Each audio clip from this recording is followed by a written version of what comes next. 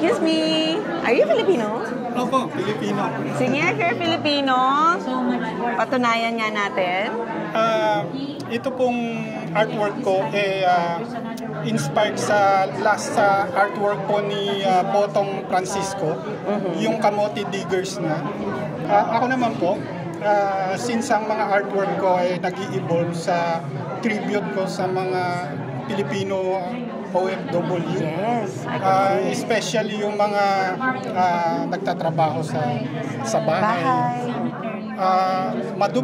Nadudumihan yung kamay nila, pero at least malinis yung pinagkakakitaan nila. At the same time, hindi lang sila basta, kumbaga wala silang choice na gamitin nila yung mga napag-aralan nila natin sa Pilipinas. Ko ay si Francis Eric Di Marukot, taga Paniki, Tarlac.